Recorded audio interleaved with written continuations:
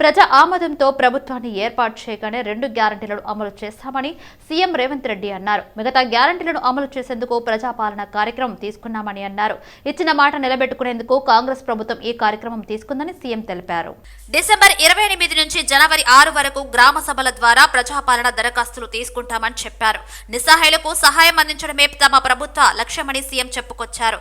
ప్రజాపాలనను కోరుకొని ప్రజా ప్రభుత్వాన్ని ఎన్నుకున్నందుకు మీ అందరికీ మరోసారి హృదయపూర్వక ధన్యవాదాలు అని సీఎం తెలిపారు. మాట ఇచ్చినట్లుగా ప్రమాణ స్వీకారం రోజునే 6 గ్యారంటీల ఫైలుపై తొలి సంతకం చేసింది మన ప్రభుత్వం అన్నారు. అదే సంకల్పంతో మిగిలిన గ్యారంటీలను కూడా నెరవేర్చేందుకు ప్రజాపాలన కార్యక్రమానికి మన ప్రభుత్వం శ్రీకారం చుట్టిందని తెలియజేసేందుకు గర్విస్తున్నాను అని సీఎం చెప్పారు. ప్రజల్ని ప్రభుత్వం దగ్గరికి రప్పించుకోవడం కాదు, ప్రభుత్వమే ప్రజల దగ్గరికి వెళ్ళడం ద్వారా ప్రజలకు న్యాయం జరుగుతుంది. ప్రజలకు హైదరాబాదు రావడానికి అవసరమైన ప్రయాణ ఖర్చులు కావచ్చు, లేకపోతే సమయము కేటాయించడం కావచ్చు, ప్రజలకు ఇబ్బందులు జరుగుతున్నాయి. కాబట్టి ప్రభుత్వాన్నే ప్రజల వద్దకు పంపిద్దాము. ప్రజాప్రతినిధులను ప్రజల మధ్యలో కలిసిమెలిసి ఏ ప్రజలు ఎన్నుకున్నారో ఆ ప్రజల దగ్గరికి పంపించడం ద్వారా గ్రామ సభలలో ఆ గ్రామాలలో ఎన్నికైన సర్పంచులు కావచ్చు, ఎంపీటీసీలు కావచ్చు, జడ్పీటీసీలు కావచ్చు, జిల్లా పరిషత్ చైర్మన్లు కావచ్చు, లేకపోతే ఎమ్మెల్యేలు కావచ్చు, మంత్రులు కావచ్చు, వీళ్ళందరూ కూడా గ్రామ సభల ద్వారా ప్రజల దగ్గరికి వెళ్ళినప్పుడు ప్రభుత్వమే ప్రజల దగ్గరకు వచ్చిందన్న భావన కలిగి ఈ ప్రభుత్వం మీద విశ్వాసం కలుగుతుంది. ఈ ప్రభుత్వం మా ప్రభుత్వం, ఈ ప్రభుత్వం ప్రజల ప్రభుత్వం, ఈ ప్రభుత్వం ప్రజల సమస్యల్ని పరిష్కరిస్తుందన్న విశ్వాసం ప్రజలల్లో నెలకొంటుంది. ఈ కార్యక్రమాన్ని విజయవంతంగా అమలు చేయడం ద్వారా, ఈ కార్యక్రమాన్ని విజయవంతంగా అమలు చేయాలి అనంటే వాళ్ళని ప్రజావాణి కార్యక్రమానికి ప్రజాభవన్కు రప్పించుకోవడం కాదు, ఇక్కడ ఉండే గతంలో ఘడీల ముందు ఘడీల లోపల జరిగిన పరిపాలనను గ్రామాలకు చేర్చాలన్న ఆలోచన మా ప్రభుత్వానికి వచ్చే ఈరోజు ఈ గ్రామ సభలను ఏర్పాటు చేయడం జరిగింది. ఈ ప్రజా పరిపాలన ద్వారా ప్రజల యొక్క సమస్యల్ని పరిష్కరించాలని ఈరోజు ఈ ప్రభుత్వం నిర్ణయం తీసుకున్నది. దానికి సంబంధించి ప్రజలు అది మహాలక్ష్మి పథకం కావచ్చు, గృహజ్యోతి కావచ్చు, ఇందిరమ్మ ఇండ్లు కావచ్చు, రైతు భరోసా కావచ్చు, ఏ సంక్షేమ పథకమైనా ప్రజలకు చేరాలి అనంటే నిజమైన అర్హులైన లబ్ధిదారుల వివరాలు ప్రభుత్వం దగ్గర ఉండాలి. అప్పుడు మేము టార్గెట్ పెట్టుకొని పనిచేయడానికి ఉంటుంది. ఫర్ ఎగ్జాంపుల్ 500 రూపాయలకు సిలిండర్ కావాలి అని ఈ త్వరలోనే ప్రభుత్వం 6 గ్యారంటీలు అమలులోకి రాబోతున్నాయని కాంగ్రెస్ సీనియర్ నాయకులు విహెచ్ హనుమంతరావు అన్నారు. గతంలో పాలకులు ఏం చేశారు అనేది మాకు అనవసరమని, కాంగ్రెస్ ప్రభుత్వంలో ప్రజలకు అభివృద్ధి పథకాలు అందేలా చూస్తామని హామీ ఇచ్చారు. పేద ప్రజల అభివృద్ధికి చేసే పనులను శాసనసభ్యులు అడ్డుకోవడం సరికాదని మండిపడ్డారు. కాంగ్రెస్ ప్రజలకు ఇచ్చిన హామీలు అమలుపై ప్రతిపక్ష నేతలు ఒత్తిడి చేయడం సరికాదన్నారు. ప్రజాపాలన అభయహస్తం గ్యారంటీలకు శ్రీకారం అని వాళ్ళ 27 నాడు పెట్టారు. రేపటి నుంచి కేబినెట్ నిర్ణయం జరిగిపోయింది. 6 డిక్లరేషన్స్ ప్రతి దగ్గర కూడా అమలు చేయడానికి ప్రభుత్వం ఆదేశాలు ఇవ్వడం జరిగింది. దాని ప్రకారమే ఇవాళ అన్ని నియోజకవర్గాలలో ప్రభుత్వం తరఫు నుంచి మున్సిపల్ అధికారులు కానీ, జిల్లా పరిషత్ అధికారులు కానీ మీటింగ్లు పెట్టడం జరిగింది. అదేవిధంగా అంబర్పేటలో కూడా అదే పద్ధతిలో ఈ మీటింగ్ పెట్టడం జరిగింది. అందులో ఏదైతే మున్సిపల్ ఆఫీసర్స్ మేము ఎందుకు ఈ మీటింగ్ పెట్టవలసి వచ్చింది, ప్రభుత్వం ఏం నిర్ణయం తీసుకున్నది, 6 డిక్లరేషన్ ఏ విధంగా ఫాము నింపాలి, ఏ విధంగా మీరు కాంగ్రెస్ ఫౌండేషన్ రోజు ఒక హిస్టారికల్ డిసిషన్ తీసుకున్న రేవంత్ రెడ్డి గారి ప్రభుత్వం, కాంగ్రెస్ ప్రభుత్వం, సోనియా గాంధీ ఇచ్చిన ఆదేశాలు అమలు చేయడానికి వాళ్ళ ఫస్ట్ మీటింగ్ జరిగింది. ఆ మీటింగ్లో మొదలు ఆఫీసర్ మాట్లాడాడు, మేము గతంలో లాగా వాళ్ళలాగా మా ఆలోచన లేదు, ఎన్నికలప్పుడే పార్టీ పరంగా మాట్లాడడం జరుగుతుంది. ఎన్నికలైన తర్వాత ప్రతి పేదవాడు కూడా రాజకీయాలకు అతీతంగా పిలిచే ఆనవాయితీ కొత్తగా ఒక ఆలోచనతో రాష్ట్ర ప్రభుత్వం ముందుకు నడిచే సమయంలో ప్రభుత్వం ఇచ్చిన ఆదేశాలు అమలు చేయడానికి ప్రభుత్వం ముందుకు వస్తుంది. అదే మీటింగ్లో మేమందరం కూడా పోయాం. రేపటి నుంచి జనవరి 6వ తేదీ వరకు గ్రామ పంచాయతీలో దరఖాస్తులను స్వీకరిస్తామని అధికారులు ఈ దరఖాస్తులను ఎట్టి పరిస్థితులను తిరస్కరించకూడదని మంత్రి ఉత్తమ్ కుమార్ రెడ్డి అన్నారు. ప్రజాపాలనలో భాగంగా 6 గ్యారంటీల అమలు కోసం రేపటి నుంచి కాంగ్రెస్ ప్రభుత్వం దరఖాస్తులను స్వీకరిస్తున్న విషయం తెలిసిందే. 6 గ్యారంటీలపై వాగ్దానం చేసి ఎన్నికలకు వెళ్లామన్నారు ఉత్తమ్ కుమార్ రెడ్డి. వాటిని అమలు చేసే లక్ష్యంతో ముందుకు సాగుతున్నట్లు తెలిపారు. గ్రామ పంచాయతీల్లో దరఖాస్తులు స్వీకరిస్తారని తెలిపారు. రేషన్ కార్డులు లేని వారు కూడా ఇప్పుడు దరఖాస్తు చేసుకోవచ్చునని సూచించారు. అధికారులు ప్రజలకు అందుబాటులో ఉండాలని ఆదేశించారు. అధికారులు పారదర్శకంగా విధులను నిర్వర్తించాలన్నారు. లబ్ధిదారుల అర్హత అంశాలపై ప్రభుత్వం నిర్ణయం తీసుకుంటుందన్నారు. ప్రజల ఆకాంక్షలతో ఏర్పడిన ఈ ప్రభుత్వం వారి ఆశయాలకు అనుగుణంగా పనిచేస్తుందని హామీ ఇచ్చారు. తెలంగాణలో 44 లక్షల మందికి పెన్షన్లు పొందుతున్న వారికి యథాతథముగా ప్రభుత్వం ఇస్తామన్న 4,000 ఇవ్వాలని ఎమ్మెల్సీ కవిత అన్నారు. అదేవిధంగా రేషన్ కార్డులు ఉన్న వారికే పథకాలు ఇస్తామని ప్రభుత్వం చెప్పడం సరికాదని, రేషన్ కార్డులు లేని వారికి త్వరలోనే కొత్త రేషన్ కార్డులు ఇవ్వాలని కోరారు. తెలంగాణలో రైతులకు అందవలసిన రైతు బంధు డబ్బులు రాలేదని రైతులు అడుగుతున్నారని, రైతు బంధు డబ్బులు త్వరలోనే వేయాలని ప్రభుత్వాన్ని కోరుతున్నామన్నారు. మరి దాన్ని ఎందుకు సద్వినియోగపరచుకుంటలేరు? ఇప్పుడు 44 లక్షల మంది ఎవరైతే ఆల్రెడీ పెన్షన్లు పొందుతూ ఉన్నారో మళ్ళా వాళ్ళందరూ కూడా దరఖాస్తు చేసుకొని తెలంగాణలో ప్రతి గ్రామంలో మళ్ళా అందరూ లైన్లు కట్టేటటువంటి పరిస్థితి ఎందుకు తేవాలి? ఇప్పుడు ఆల్రెడీ ఉన్నటువంటి 44 లక్షల మందికి యథాతథంగా పెంచి 4,000 రూపాయలు ఏదైతే మీరు పెన్షన్ అని చెప్పిండ్రో అది జనవరి 1వ తారీఖు నుండి జమ చేయవలసిందిగా మేము ప్రభుత్వాన్ని విజ్ఞప్తి చేస్తూ ఉన్నాం. ఎందుకంటే ప్రజల మధ్యలో గ్రామాల్లో తిరుగుతూ ఉంటే ప్రజలు అదొకటి కోరిండ్రు. రెండవ అంశం, బీఆర్ఎస్కి కాంగ్రెస్కి పెద్ద తేడా లేదు. దాదాపుగా 2% లోపలనే ఓటు శాతంలో మరి ప్రభుత్వంలోకి ఇవాళ కాంగ్రెస్ పార్టీ వచ్చింది. బీఆర్ఎస్ ప్రభుత్వం ఆనాడు ఎన్నికల్లో చెప్పింది ఏంటంటే అధికారంలోకి వచ్చిన వెంటనే మొదలు రేషన్ కార్డులు మంచిగా చేసుకుంటామని చెప్పినాం. ఇవాళ కాంగ్రెస్ ప్రభుత్వం వచ్చిన తర్వాత మరి గౌరవ ముఖ్యమంత్రి గారు ఉన్నటువంటి రేషన్ కార్డులకే పథకాలు ఇస్తామని చెప్పడం చాలా విడ్డూరంగా ఉంది. ఖచ్చితంగా మొదలు రేషన్ కార్డులు అందరికి ఇచ్చిన తర్వాత పథకాలు ఇస్తే అప్పుడు అందరికీ కూడా పెద్ద ఎత్తున లాభం జరుగుతుంది. కాబట్టి మీరు తీసుకునేటటువంటి అప్లికేషన్స్ లో రేషన్ కార్డుల కోసం ఉన్నటువంటి అప్లికేషన్స్ ను త్వరితగతిన తీసుకొని ముందు రేషన్ కార్డులు ఇచ్చి తర్వాత పెన్షన్లు గాని పెంపులు గాని అన్ని పథకాలు చేస్తే ఈజీగా ఉంటుంది. ఒకటి, ఆల్రెడీ పెన్షన్ వచ్చే వాళ్లకు 4,000 డైరెక్ట్ గా వేసేటటువంటి సౌలత్ ఉండి కూడా ప్రభుత్వం ఎందుకు జాప్యం చేస్తా ఉందనే ప్రశ్న వస్తుంది. రెండవది, రేషన్ కార్డులు ఎందుకు తక్షణమే ఇవ్వడం లేదు? అర్హులైన ప్రతి ఒక్కరూ కేంద్ర పథకాలను వినియోగించుకోవాలని బీజేపీ జాతీయ ప్రధాన కార్యదర్శి ఎంపీ బండి సంజయ్ కుమార్ ప్రజలకు పిలుపునిచ్చారు. కేంద్రం ప్రజల అభ్యున్నతి సంక్షేమం కోసం ఏ కార్యక్రమాలు చేస్తుంది, ఏ పథకాలను అమలు చేస్తున్నారనే విషయంపై ప్రజలు అవగాహన కల్పించేందుకు వికాసిత్ భారత్ సంకల్ప యాత్ర పేరుతో ప్రచార రథాలు ఊరూరా తిరుగుతున్నాయన్నారు. ఈ యాత్ర సందర్భంగా వివిధ శాఖల అధికారులు గ్రామాల్లో పర్యటించి ప్రభుత్వ పథకాలపై అవగాహన కల్పిస్తున్నారని బండి చెప్పారు. అర్హులైన వారంతా ఆయా అధికారులకు దరఖాస్తు చేసుకోవాలని సూచించారు. వికాసిత్ భారత్ సంకల్ప యాత్ర కార్యక్రమంలో భాగంగా చింతకుంటలో నిర్వహించిన కార్యక్రమానికి బండి సంజయ్ విచ్చేశారు. కేంద్ర ప్రభుత్వ పథకాలపై ప్రజలకు అవగాహన ఉందా లేదా, లబ్ధిదారులున్నారా లేరా, ఏ అభివృద్ధి పనులు చేస్తున్నారనే అంశాలపై ఆరా తీశారు. ఇంకా ఉపయోగించిన స్కీమ్ కూడా చాలా ఉన్నాయి. బట్ ఈ సంకల్ప యాత్ర ద్వారా మోడీ గారు ప్రవేశపెట్టిన స్కీమ్స్ చెప్పుకుంటే వాళ్ళు ఆశ్చర్యపోతున్నారు. అరే, నరేంద్ర మోడీ గారు ఇన్ని సంక్షేమ పథకాలు అమలు చేస్తే ఇలా చాలా వరకు కూడా మనకు తెలియదు. వాళ్ళు ఆశ్చర్యపోతున్నారు. కాబట్టి వాళ్ళని దరఖాస్తు తీసుకోవడం, ఎవరైతే లబ్ధిదారున్నారో వాళ్ళు లబ్ధి పొందిన విషయాన్ని ప్రజలకు తెలియజేయడం ద్వారా ప్రజల్లో ఒక మంచి స్ఫూర్తి వస్తున్నారు, సంతోషాన్ని వ్యక్తం చేస్తున్నారు. వాళ్ళు మోడీ గారు ప్రవేశపెట్టిన స్కీమ్స్ను ప్రజలకు అందజేయడం, ఎవరైతే ఇంకా స్కీమ్స్ వాళ్ళు లబ్ధి పొందలేదో ఆ లబ్ధిదారులకు దరఖాస్తు తీసుకోవడం, ఎవరైతే లబ్ధి పొందినో వాళ్ళ ద్వారా లబ్ధి పొందిన విషయాన్ని ప్రజలకు చెప్పడం ద్వారా ప్రజల్లో కూడా ఒక మంచి ఆలోచన కలగడం, ఇవన్నీ కూడా ఈ సంకల్ప యాత్ర ద్వారా ఇలా విజయవంతంగా అవుతుంది. కానీ ప్రజలు మంచి స్పందన ఉన్నది, చాలా సంతోషాన్ని వ్యక్తం చేస్తున్నారు. మోడీ గారి యొక్క సంక్షేమ పథకం చూసి వారు సంతోషాన్ని వ్యక్తం చేస్తున్నారు. మా పేదలు ఆదుకునే వ్యక్తి, మా పేదలకు ఆపద బాధలు నరేంద్ర మోడీ గారు అని చెప్పి అలా నరేంద్ర మోడీ గారిని ఆశీర్వదిస్తున్నారు. కాబట్టి మంచి యాత్ర.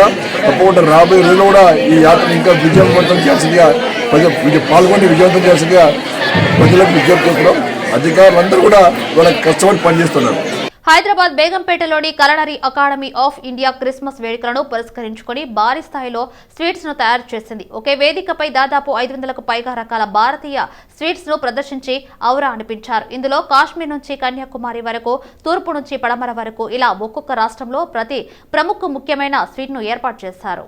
క్రిస్మస్ సందర్భంగా ఇండియా డెజర్ట్ పేరుతో ఏర్పాటు చేసిన స్వీట్స్ వీక్షకుల నోరూరిస్తున్నాయి. వీటిని తయారు చేసేందుకు స్వీట్ షాపుల విద్యార్థుల తల్లిదండ్రులు, నిపుణులు ఇలా అందరి సహకారం చేశారని culinary academy of India chef Akshay Kulkarni తెలిపారు. పూతరేకులు, సోన్ పాపిడి మొదలైన సాంప్రదాయక స్వీట్స్ ను తయారు చేసినట్లు ఆయన తెలిపారు.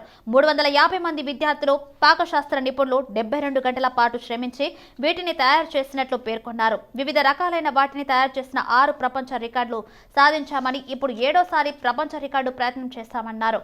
భారతీయ సాంప్రదాయ స్వీట్స్ ను తయారు చేసి వాటిని ప్రోత్సహించాలనే ఉద్దేశంతో ఈసారి ఇలా ప్రయత్నం చేసినట్లు వివరించారు. Namaskar, I am Chef Akshay Kulkarni. I head the culinary operations at Brand CAI. We have gathered here today on the Gala Buffet, where we are going to, we created a 7th world record. Brand CAI has already made 6 earlier world records. The theme today is Indian deserts. We thought to give India the prominence of having showcase all the various deserts from Kashmir to Kanyakumari. The European deserts are always given that prominence, but there is equally amount of hard work and skill involved in making these Indian sweets, and we thought we need to give this due importance. There were 400 students who have probably helped us in making. Even their mothers and grandmothers helped us in making or sharing their recipes with us. So it was a wonderful evening. Thank you for coming here, and I think kuch bita ho jaye. Any Telangana recipe you have presented here today? Telangana, I think Pashim is there. That is what we have probably done. But the director himself is from Telangana, so he has ensured that he has made all the desserts which are popular from Telangana on the show here. Okay. Parliament ఎన్నికలకు పార్టీని సిద్ధం చేయడానికి కేంద్ర హోంమంత్రి అమిత్ షా దిశానిర్దేశం చేయడానికి వస్తున్నట్లు BJP రాష్ట్ర కార్యదర్శి ప్రకాష్ రెడ్డి చెప్పారు. టీఆర్ఎస్ నేతలకు ఓడిపోయిన అహంకారం తగ్గలేదన్నారు. పబ్లిక్ కి, జమాత్ కు ప్రజల డబ్బును ఇవ్వడాన్ని రేవంత్ రెడ్డి సమర్థించుకోవడం తగదన్నారు. రాహుల్ గాంధీ యాత్రను ప్రజలు పట్టించుకోరని అంటున్న ప్రకాష్ రెడ్డితో మా bureau chief Srinivas face to face. Telangana రాష్ట్రంలో క్రమక్రమంగా వృద్ధి చెందుతూ గతంలో ఎన్నడూ లేనంతగా 8 స్థానాలు అసెంబ్లీ స్థానాలను కైవసం చేసుకున్న బీజేపీ తాజాగా పార్లమెంటు ఎన్నికలకు సిద్ధమవుతోంది. మెజారిటీ స్థానాలను గెలుచుకునేందుకు ఒక వ్యూహంతో ముందుకు సాగుతుంది. రేపు అమిత్ షా ఆధ్వర్యంలో విస్తృత సమావేశం జరగనుంది. రేపు కేంద్ర హోంమంత్రి అమిత్ షా పర్యటన వివరాలేంటి, ఇదే అంశంపై మనం తెలుసుకుందాం. మనతో బీజేపీ రాష్ట్ర కార్యదర్శి ప్రకాష్ రెడ్డి మనతో ఉన్నారు. చెప్పండి ప్రకాష్ రెడ్డి గారు, రేపు అమిత్ షా పర్యటన ఉంది తెలంగాణలో, పార్లమెంట్లకు ఎన్నికలకు సిద్ధమవుతోంది. ఈ నేపథ్యంలో ఏదైతే అమిత్ షా పర్యటన ఉందో దాని విశేషాలేంటి? విశేషాలు ఏం లేవు. అమిత్ షా పర్యటన భాగ్యలక్ష్మి వారికి మరోసారి దండం పెట్టుకొని మా యొక్క మండల స్థాయి మండల అధ్యక్షులు, ఆ పై స్థాయి నాయకుల యొక్క రాష్ట్రస్థాయి సమావేశం ఉంది. ఆ సమావేశానికి ముఖ్య అతిథిగా వస్తున్నాడు. ఇంతే ప్రోగ్రామ్ అంతా ఇంతే. Time to time, minute to minute programme ఇంకా ఫైనల్ కావాలి. రాత్రి వరకు ఫైనలైజ్ అవుతుంది. రాత్రికి కలుస్తారు ప్రోగ్రామ్. అంటే పార్టీ శ్రేణులకు ఒక దిశానిర్దేశం ఇవ్వనున్నారు అనేది ప్రచారం జరుగుతుంది. ఎట్లాంటి వ్యూహంతో ముందుకు పోతారు? అసెంబ్లీలో గతంలో లేనంతగా 8 స్థానాలు అయితే సంపాదించారు. ఇప్పుడు మెజార్టీ స్థానాలకు ఫోకస్ పెడుతున్నట్టు తెలుస్తూ ఉంది. వ్యూహం అనేటువంటిది రేపు ఖరారు అవుతుంది. రేపు ఖరారు అయ్యే వ్యూహం రేపే బయటకు వస్తుంది. అంతవరకు అమిత్ షా గారు రేపు ఆ వ్యూహ రచన, దానికి సంబంధించిన ప్రిలిమినరీ ప్రిపరేషను, అదేవిధంగా క్యాడర్కు చెప్పాల్సిన విషయాలు, క్యాడర్కు అంతర్గతంగా చెప్పాల్సిన విషయాలు, క్యాడర్కు డైరెక్షన్ ఏ మార్గంలో రాబోయేటువంటి 3 నెలల పాటు రాష్ట్ర పార్టీలో పని జరగాలి, రాష్ట్ర పార్టీలో ఏ రకమైన కార్యక్రమాలు తీసుకోవాలి, జాతీయ పార్టీ ఏ రకమైన సహకరిస్తుంది, ఇవన్నీ కూడా రేపు చర్చకు వస్తాయి. రేపు అక్కడ మండల స్థాయి ఆ పై వాళ్ళందరూ వస్తారు కాబట్టి అది ఒక విస్తృత స్థాయి సమావేశం. సుమారుగా 2 నుంచి 3 వేల మంది మధ్యలో ఉంటారు. పెద్ద సమావేశం అది. ఎన్నికల కంటే ముందు జరిగే సమావేశం, చివరి సమావేశం కూడా. నిన్న తెలంగాణ సీఎం, డిప్యూటీ సీఎంలు ప్రధానమంత్రిని కలిశారు, ఢిల్లీకి వెళ్ళారు. వాళ్ళు వెళ్ళి వచ్చిన తర్వాత అంటే బకాయిలు కావచ్చు, అదనంగా ఆర్థిక సహాయం అడిగారు కేంద్రాన్ని. మరోవైపు ఇదే అంశాన్ని బీఆర్ఎస్ పార్టీ విమర్శిస్తూ బుల్లెట్ రైళ్లను అడగలేదు, వాళ్ళు బుల్లెట్ రైళ్లను పట్టించుకోలేదు, రాష్ట్ర సీఎం, డిప్యూటీ సీఎం అని విమర్శిస్తున్న పరిస్థితి. ఈ నేపథ్యంలో బుల్లెట్ ట్రైన్ల విషయంలో ఎట్లా ఉండబోతుంది కేంద్ర ప్రభుత్వ అంటే ప్లాన్? తెలంగాణలో సామెత ఉంది, కేసీఆర్కి భాషలో చెప్పాలంటే చింత వచ్చినా పులుపు చావలేదని. అది ఇంకా ఓడిపోయినా బుద్ధి రాకపోతే మనం ఏం చేయలేము దానికి.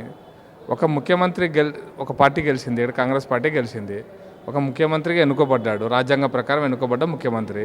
కాబట్టి సహజంగా రాజ్యాంగపరంగా ఎన్నుకోబడ్డ ముఖ్యమంత్రి రాజ్యాంగబద్ధంగా ఎన్నుకోబడ్డ ప్రధానమంత్రిని గెలవడం అనేది సాంప్రదాయం. అది సాంప్రదాయాన్ని పాటించకపోతే దానికి ఇవ్వడం చేయలేడు. పాటిస్తే పోయి కలిసినారు, వాళ్ళు ఏదో అడిగినారు, ఇచ్చేది ఇస్తారు. రాజ్యాంగం ప్రకారం, చట్టం ప్రకారం, రాజ్యాంగం ప్రకారం ఏది ఇవ్వాలో అది ఇస్తారు. Thank you. ఇది మొత్తం మీద పార్లమెంట్ ఎన్నికలకు దిశానిర్దేశం చేయడానికి వస్తున్న అమిత్ షా కార్యక్రమము ఉంటుంది. అమిత్ షా నగరానికి రాబోతున్నారు. కార్యకర్తలకు, బీజేపీ కార్యకర్తలకు పార్లమెంట్ ఎన్నికల నేపథ్యంలో దిశానిర్దేశం అందిస్తారు. వ్యూహం మాత్రం రేపు ఖరారవుతుంది. రేపు మాత్రమే అది స్పష్టమవుతుంది.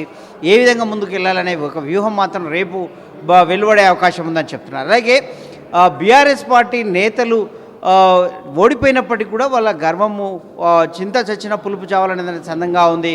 అలాగే రాహుల్ గాంధీ యాత్రను ప్రజలు పట్టించుకోవడం లేదంటున్నారు. అలాగే తబ్లిగే జమాత్కు నిధులు కేటాయించడం పట్ల రేవంత్ రెడ్డి గత ప్రభుత్వాలను ఉదాహరణ తీసుకోవడం అనేది, గత ప్రభుత్వాలను సాకుగా చూపడం అనేది తప్పించుకునే ధోరణి. అది పరోక్షంగా మతతత్వ సంస్థలకు ప్రభుత్వం ప్రజల డబ్బును కేటాయించడమే అవుతుంది. అది సమర్థించే పని కాదు అని కూడా బీజేపీ రాష్ట్ర కార్యదర్శి ప్రకాష్ రెడ్డి చెప్తున్న పరిస్థితి. Camera person and video journalist మాధవ్తో శ్రీనివాస్, సిటీ విజన్, హైదరాబాద్.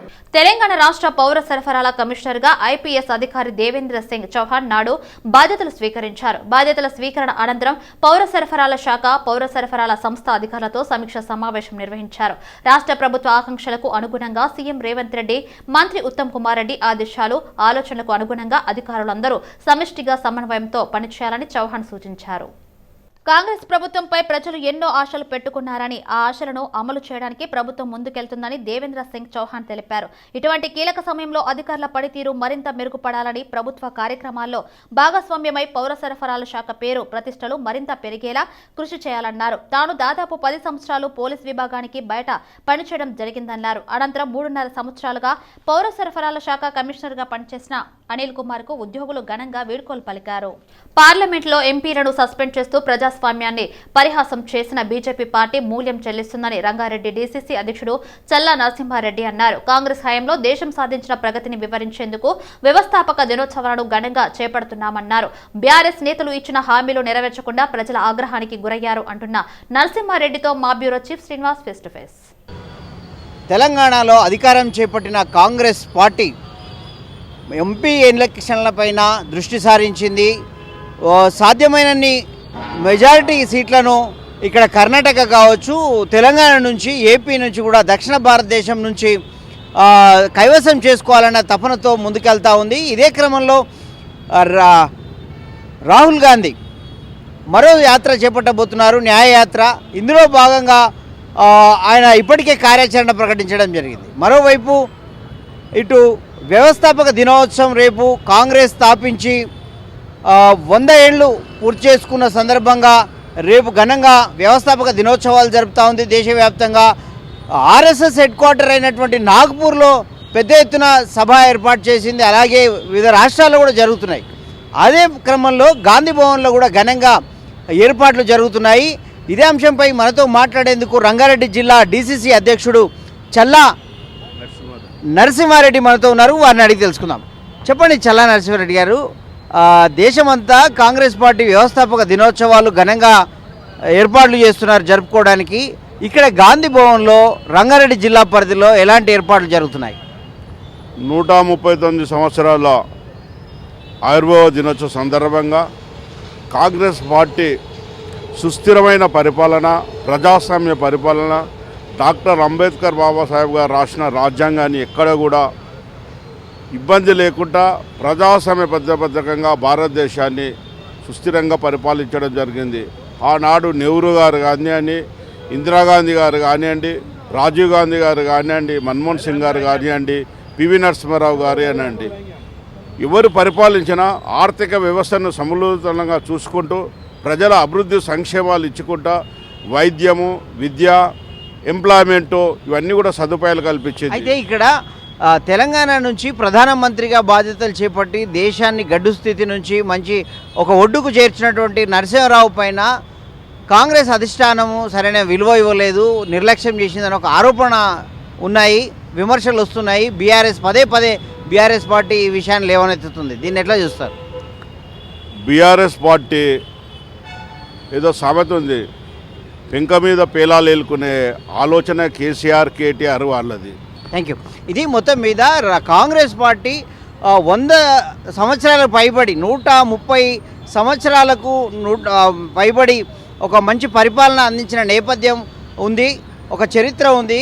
అలాంటి గుర్తులను అక్కడ నెహ్రూ నుంచి ఇందిరాగాంధీ అలాగే రాజీవ్ గాంధీ పరిపాలనలో చేపట్టిన కార్యక్రమాలను అభివృద్ధిని మరొకసారి గుర్తు చేసుకునేందుకు పెద్ద ఎత్తున వ్యవస్థాపక దినోత్సవాలకు సన్నాహాలు చేస్తున్నామంటున్నారు. అలాగే రాహుల్ గాంధీ చేపట్టిన న్యాయయాత్ర అవసరాన్ని కూడా ప్రజలకు తెలియజేసే అవకాశం ఏర్పడింది. న్యాయయాత్ర వల్ల ఏదైతే పార్లమెంటులో ఎంపీలను సస్పెండ్ చేసే విధానం గతంలో ఎన్నడూ లేనంతగా భారీ ఎత్తున చేయడం అనేది అది తప్పుడు సంకేతాలు దారితీస్తుంది. కాబట్టి ఆ అంశాన్ని లేవనెత్తుతూ రాహుల్ గాంధీ చేపట్టిన యాత్ర కూడా సక్సెస్ అవుతుందని చెప్తున్నారు. అదేవిధంగా బీఆర్ఎస్ నేతలు మధ్యలో వచ్చి ఏమీ చేయకుండానే ఇచ్చిన హామీలను నెరవేర్చకుండా తెరమరుగైపోయిన పరిస్థితి. వాళ్ళు మాట్లాడడం అనేది సమంజసమైనది కాదు, వాళ్ళ మాటల్లో అర్థం లేనిదని కూడా చల్లా నరసింహారెడ్డి చెప్తున్న పరిస్థితి. వీడియో జర్నలిస్ట్ మాధవ్తో శ్రీనివాస్, సిటీ విజన్, హైదరాబాద్. రాష్ట్రంలో ఇందిరమ్మ రాజ్యం మొదలైనందున ప్రజలు సంతోషంగా ఉన్నారు. టీపీసీసీ సీనియర్ ఉపాధ్యక్షులు నిరంజన్ అన్నారు. గాంధీ భవన్ లో ఏర్పాటు చేసిన సమావేశంలో ఆయన పాల్గొన్నారు.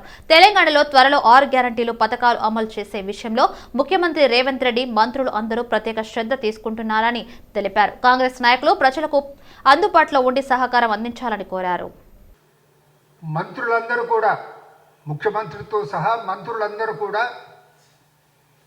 మేమిచ్చిన 6 గ్యారంటీల పథకాలను ఏ విధంగా అమలు చేయాలి, ప్రజలకు ఇబ్బందులు లేకుండా అమలు చేయాలి, అర్హులైన అందరికీ చేరే విధంగా ఏ విధంగా చేయాలనే విషయంలో కూలంకషంగా వారు పరిశీలించటం, నిర్ణయాలు తీసుకోవటం మనమందరం గమనిస్తున్నాము, ప్రజలు కూడా గమనిస్తున్నారు.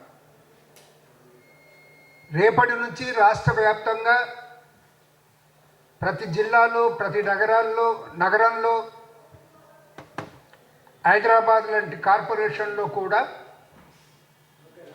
ప్రజల యొక్క దరఖాస్తులను స్వీకరించడానికి